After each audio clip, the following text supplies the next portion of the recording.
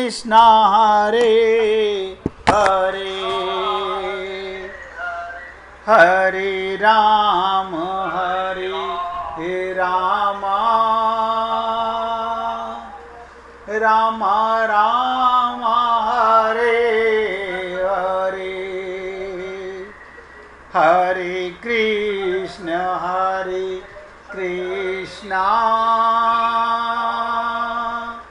कृष्ण कृष्ण हरे हरे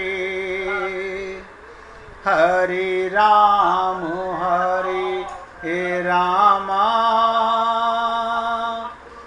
राम राम हरे हरे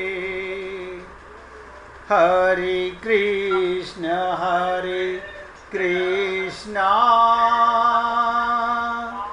कृष्ण कृष्ण हरे हरे हरे राम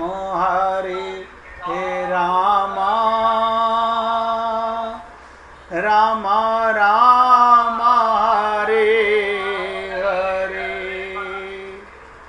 हे पुण्य आत्माओं, बहुत एकाग्रता से सुनिएगा, एक एक शब्द पर ध्यान दीजिएगा। मैंने कहा भगवान के भजन और सत्संग में पिता पुत्र स्त्री कुटुंब शरीर धन आदि का बंधन समझना भूल है। बंधन तो अपने मन की दुर्बलता है। मन ही बंधन का कारण है। मन एवं मनुष्यानाम कारणम बंध मोक्ष हो। मन ही बंधन और मन ही मोक्ष का कारण है।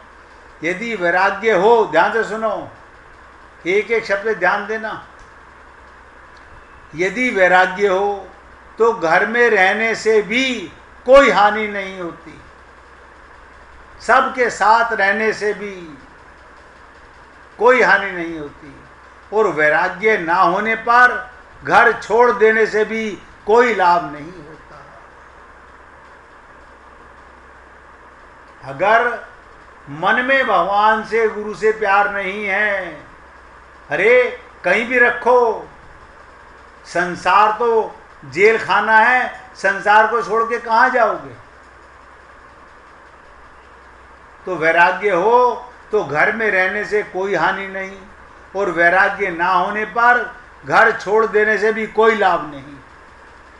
यदि भजन और ध्यान दो, प्रेम और भगवान का साधना तेज होता रहे तो रहना घर में भी हो तो भी क्या आपत्ति है। वैराग्य युक्त भजन ध्यान का साधन ना हो तो जगह जगह भटकने से कोई लाभ नहीं।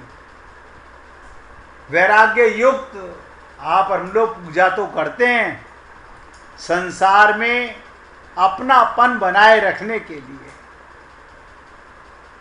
संसार को अपना मानते रहते हैं और भगवान से नौटंकी करते रहते हैं। यही छल कपट है। आपको लगता होगा हम ऐसा नहीं करते, अच्छी बात है। सत्संग में श्रद्धा हो, एक एक शब्द ध्यान देना। सत्संग में पूर्ण श्रद्धा हो, पूर्ण श्रद्धा, गुरु के प्रति पूर्ण श्रद्धा और पूर्ण विश्वास हो तो थोड़े से सत्संग से ही भगवत प्राप्ति हो जाती है। सत्संग की उत्कुंठा होने पर यदि किसी न्याय युक्त कारण से सत्संग में ध्यान दो, किसी ऐसे कारण से सत्संग में उपस्थित ना हो तो भी उसे घर बैठे उत्तम उपदेश और साधु संग की प्राप्ति हो सकती है। मन तो गुरु और हरि में लगा रहता है। भगवत प्राप्ति के लिए यदि सत्संग की विशेष उत्कंठा हो जाए, उत्कंठा, जिज्ञासा, लालसा, प्यास, तो संभव है स्वयं भगवान। ध्यान दो, बहुत से लोग कहते हैं हमें सत्संग नसीब नहीं होता, तो बता देता हूं, अगर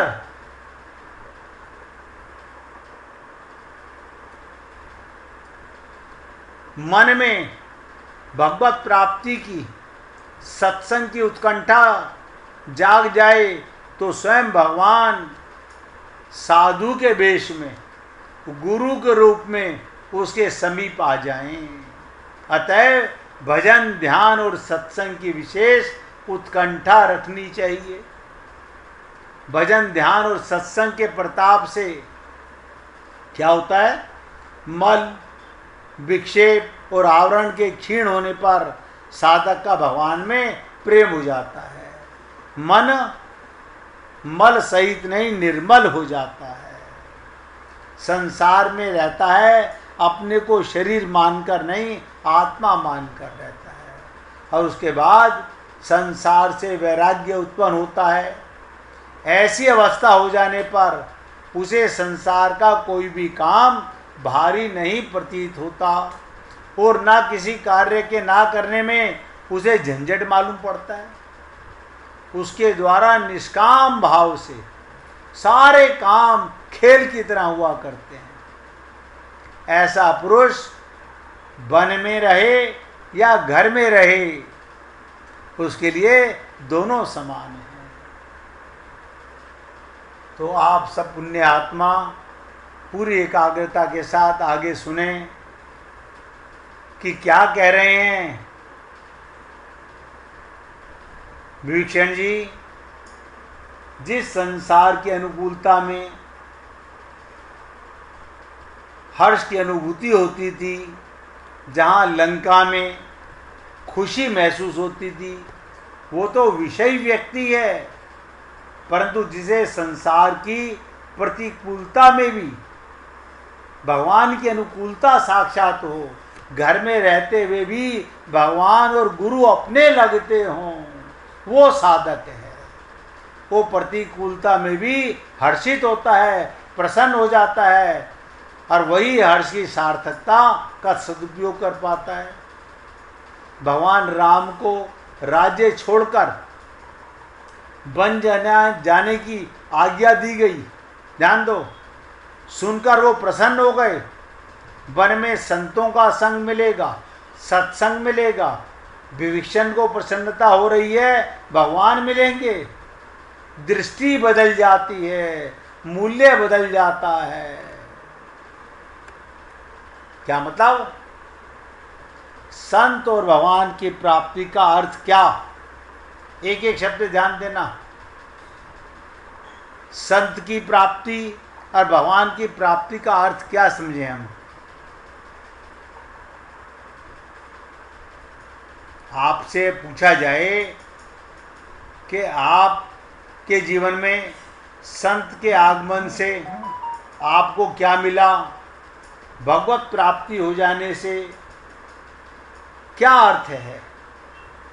क्या संत और भगवान के मिलन में केवल हर्ष और सुख है? ऐसी बात नहीं। सुख, दुख, हर्ष, विषाद तो वहां भी है, ध्यान दो।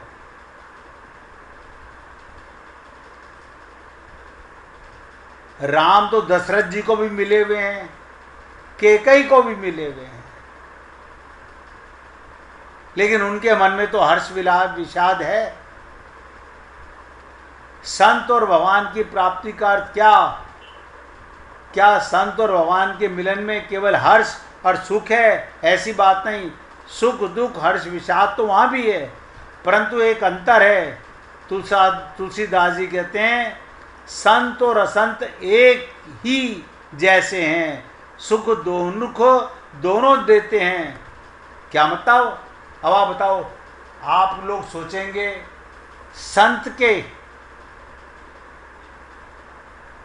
संत हमें क्या दुख देता है?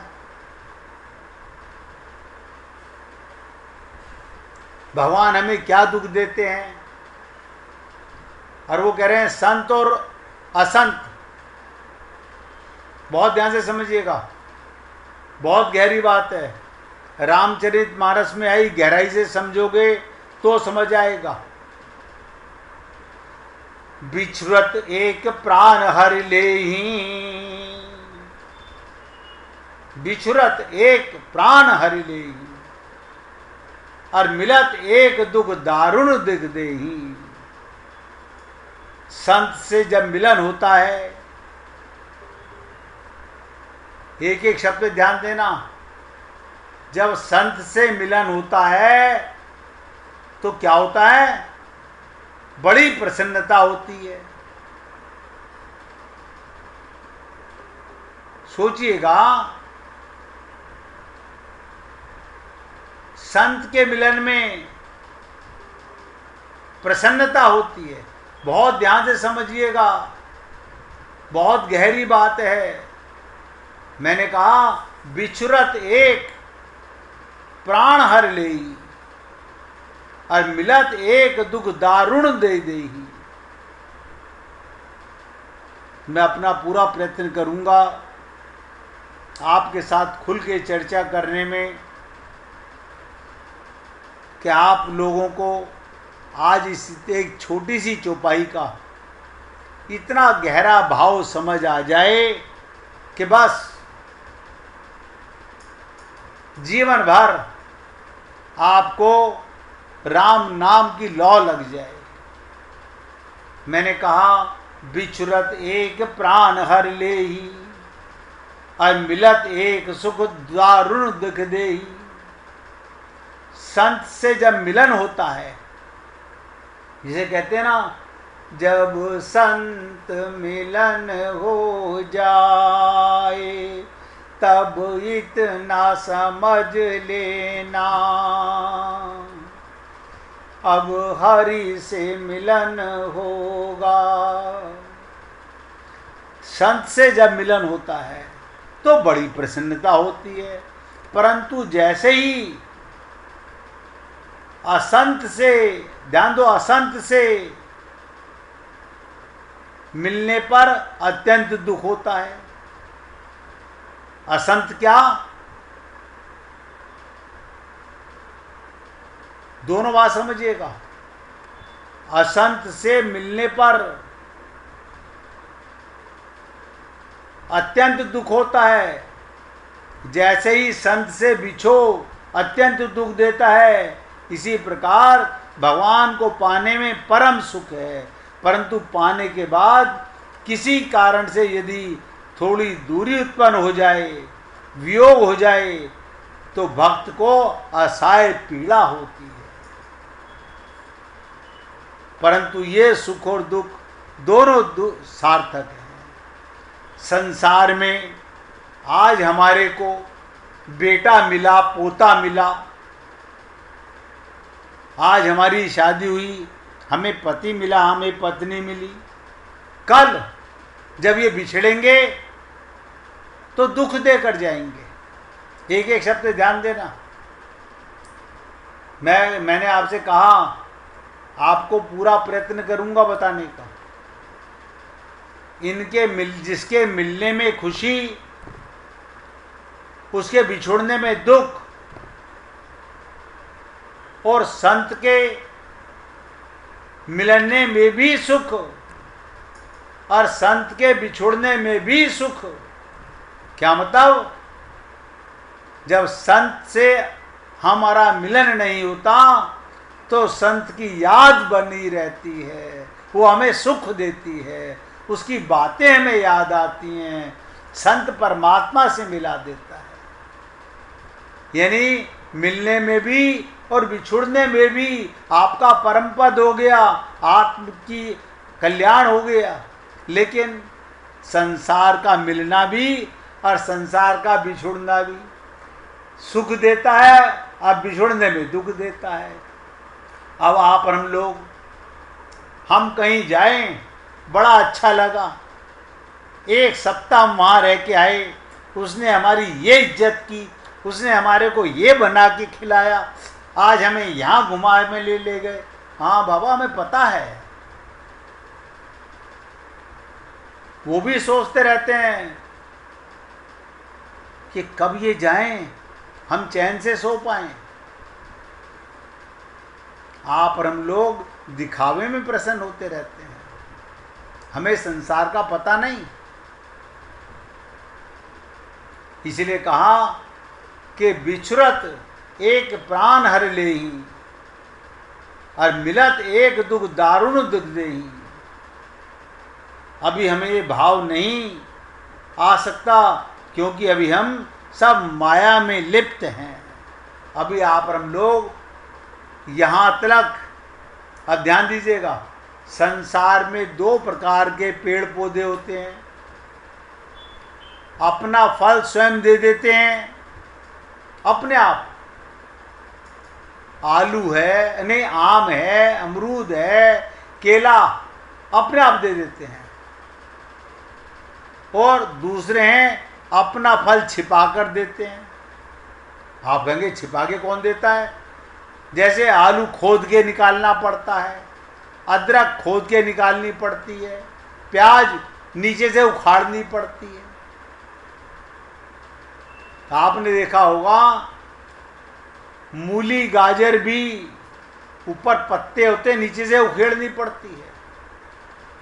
तो जो अपना फल अपने आप दे देते हैं, बहुत ध्यान से सुनिएगा, जो अपना फल अपने आप दे देते हैं, उन वृक्षों को सभी खाद पानी देकर सुरक्षित रखते हैं। किंतु जो अपना फल छिपा कर रखते हैं, वो जड़ सहित खोद दिए जाते हैं। उन्हें नीचे से खोद के निकालना पड़ता है। ठीक इसी प्रकार से ध्यान दो, एग्जाम्पल तो आपको दे दिया और आप सुन भी लिया और समझ भी लिया। जो जीव अपनी विद्या,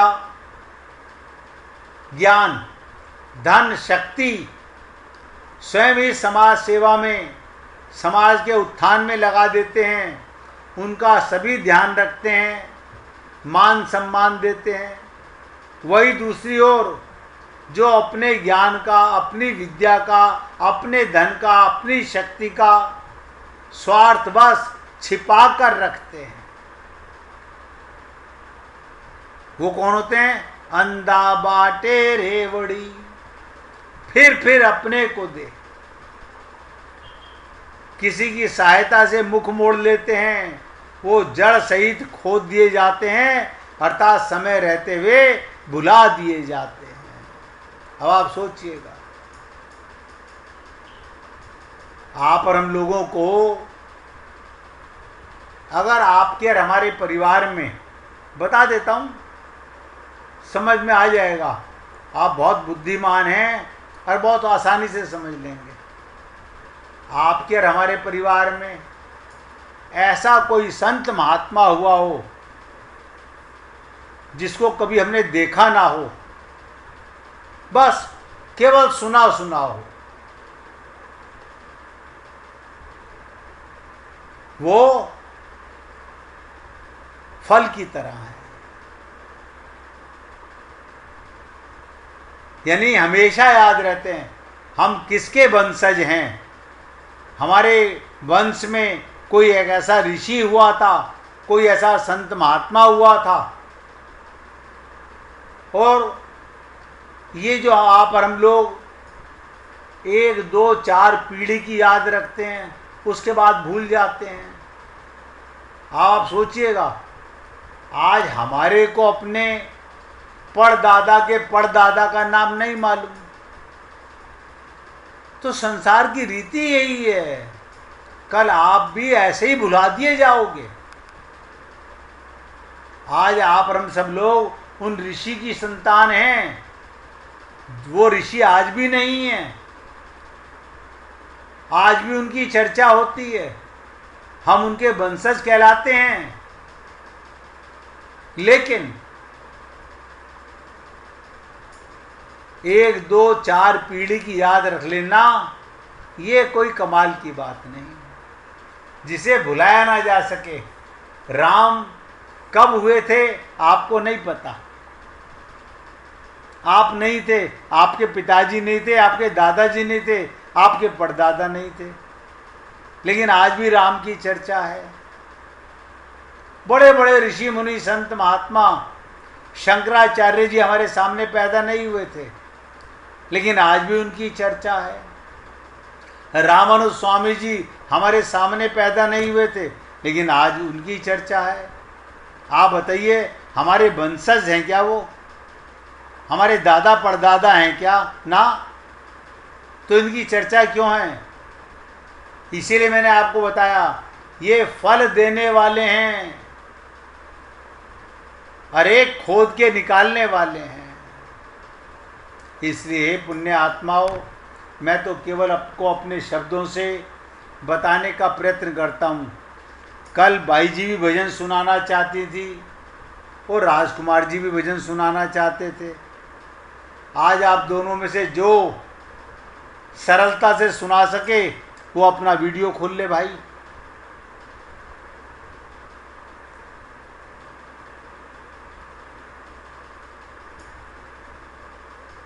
आज लगता है बाई जी सुनाना चाहती हैं। सुनाइए बाई जी।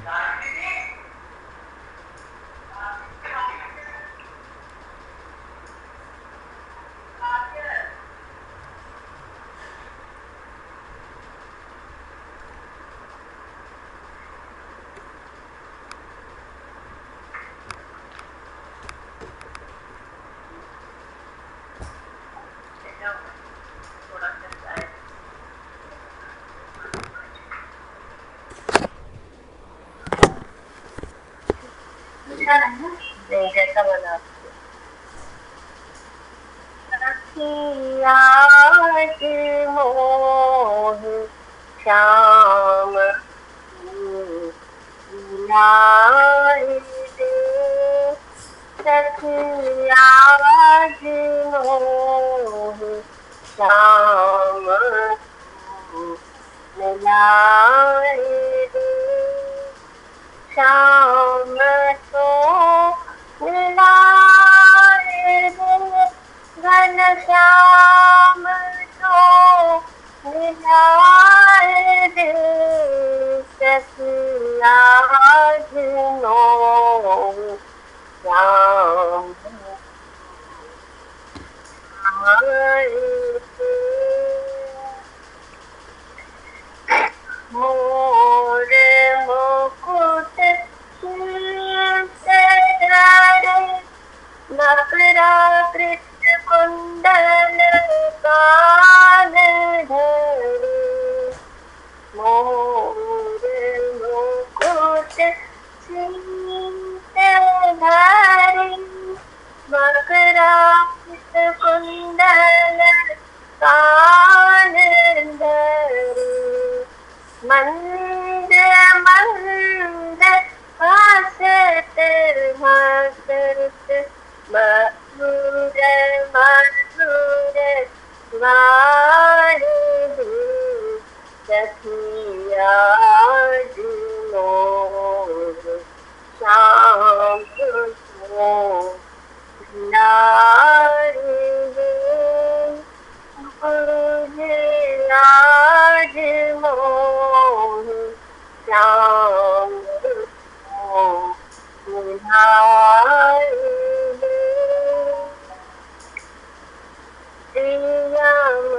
लाए का निर्मल नंद लाल हारे तीर, यमुना का निर्मल नीर, नंद लाल हारे तीर, बांसुरी तेरे को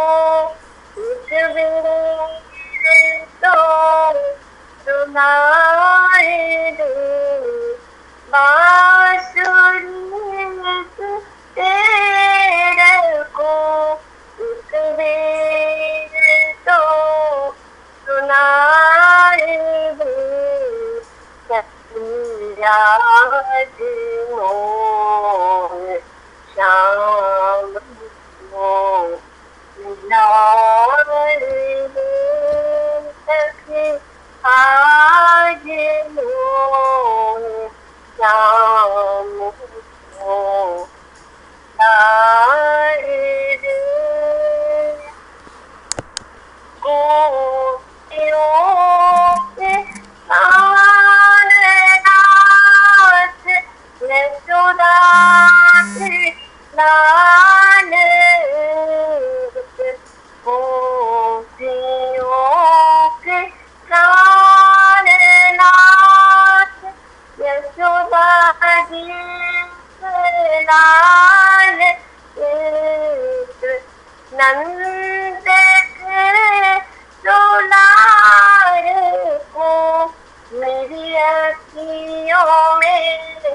बसाए दे। नंद से दोनारे को मेरी अखियों में बसाए दे। सखी आज मोर शाम को मिलाए दे। गुरुजी नंद से दोनारे को मेरी अखियों में बसाए दे।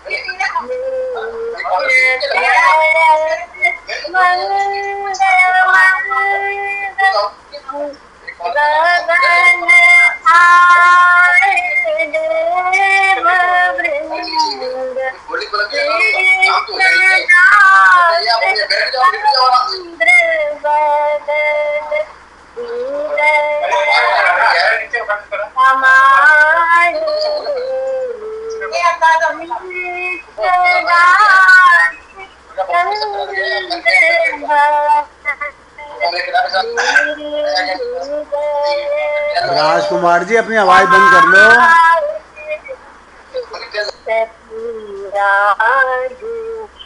और शाम तो मिलाए दे।